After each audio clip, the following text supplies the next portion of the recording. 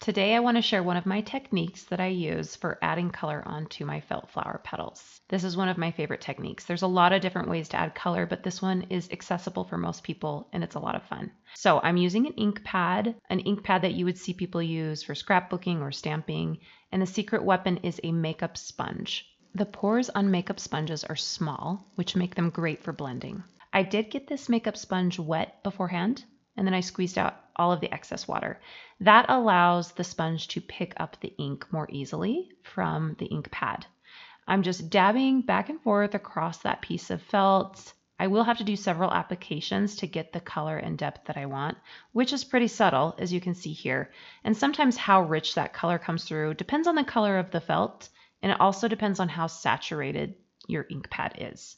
Another technique is using a flat paintbrush. I got this wet and then I squeeze the bristles at the end so that it has a really fine edge. I'm going across the ink pad and then I'm going across the felt. And I did that twice. I wanted these lines to be darker than the ink that was applied with the sponge. So anytime you add ink to felt fabric, you do need to set it with heat so that there is no transferring. This is how I've been doing that. I grab that piece of felt and I place it face down on a small piece of cardstock paper. And then I'm going to use this flat iron here to set it with the heat. And because this flat iron is skinny, because I also use it for other things such as curling petals, I am going to have to do several passes going across that felt. That's not a problem for me because this is a tool that I use for so many things, and this is really just going to take a few minutes. I'm going to peel the felt off that paper.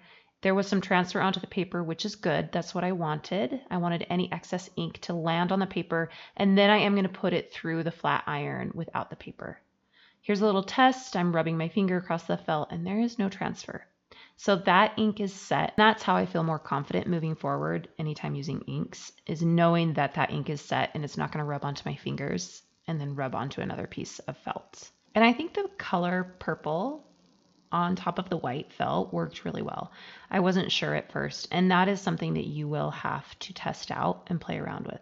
Does this color of ink that I have work well on the color of felt that I'm using? So you might have a couple test strips that you have to do just so you know and you feel comfortable moving forward with that ink color. I'm hoping to share a full-length tutorial on how to make this cute mini flower from beginning to end, so hang around you guys and keep watching.